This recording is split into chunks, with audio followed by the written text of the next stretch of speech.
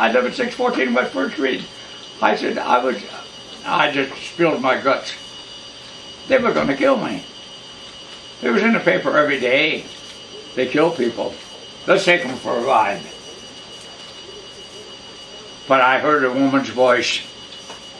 All those gangsters had gun rolls. They had women friends, girlfriends. And there was this girl in that car. She heard me, and she saw me in the headlights. She says, "Dog, Al, he's just a kid, let him go. No, let him go." So, Al Capone, he went like that, pushed me. Instead of giving me a ride, the son of a bitch pushed me. Boy, I'd kill that man if I ever caught him. Next day, it was in the paper. Al Capone was believed to be in town last night, blah, blah, blah. Yeah, that Al Capone, he was a very infamous gangster. But when I started in business, I carried a gun, and I was prepared to use it. I was doing a little bootlegging.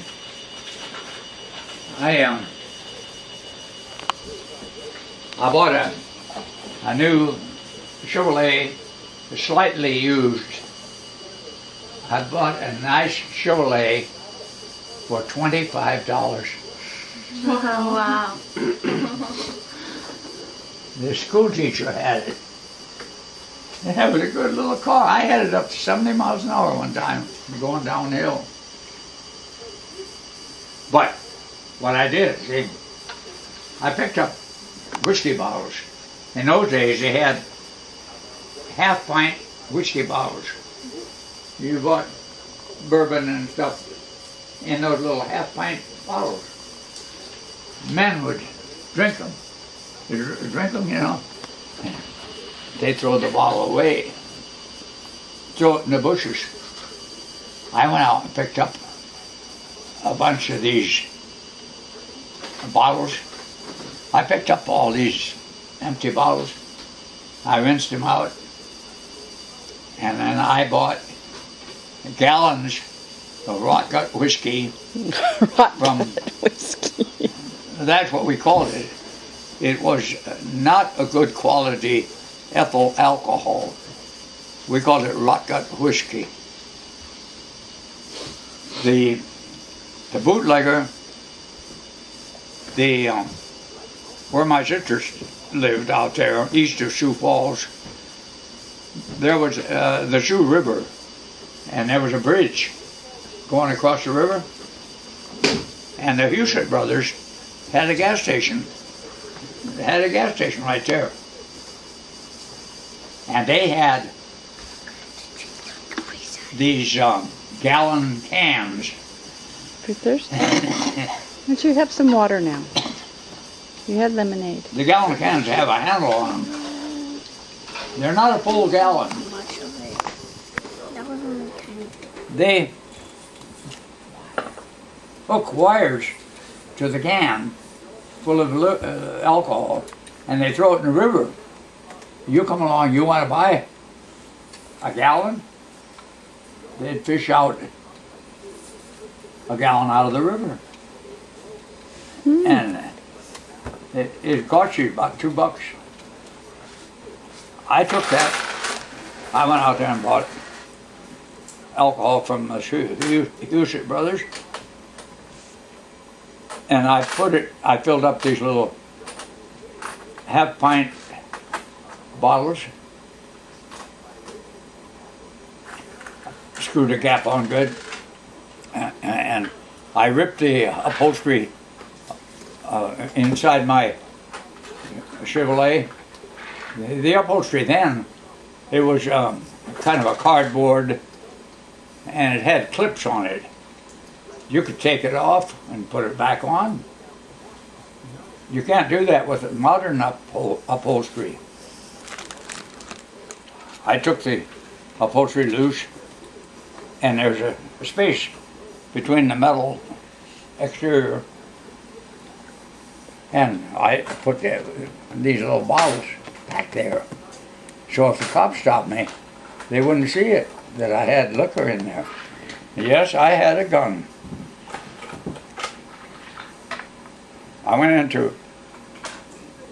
One night I went into a dance hall.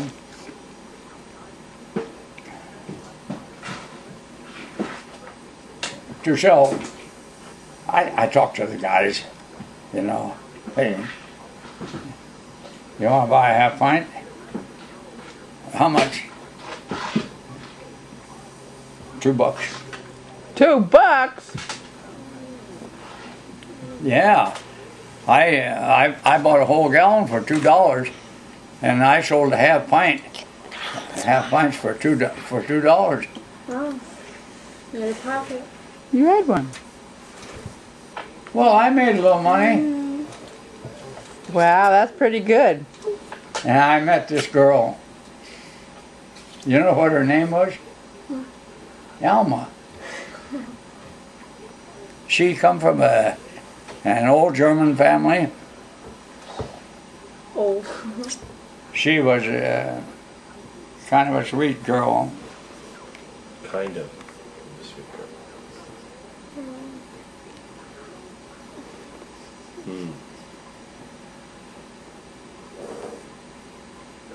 We miss her. She was 16 years old when I met her. 16 years old. How old are you? 12. How old is Desiree? 16. 16? Oh, God. Wait, you just turned 17. Alma was 16 when I was going with her. Wow, that's a long time. A whole lifetime. You guys had a whole lifetime together. Whole lifetime. A whole lifetime? You and Grandma.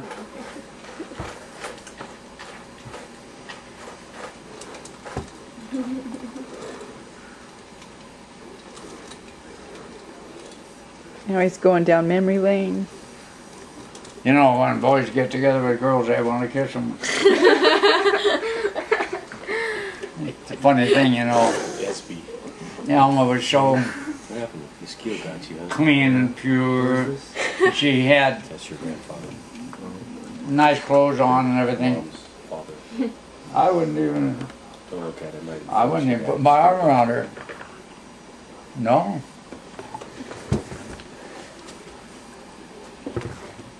What a Not gentleman. at first. We went to the senior prom. Well, I mean, I picked her up at the senior prom. We went to movies. We drove around in my new car. And her sister, Martha, she lived here in Grants Pass. Her sister, Martha, said, "Boy, our dad wouldn't let us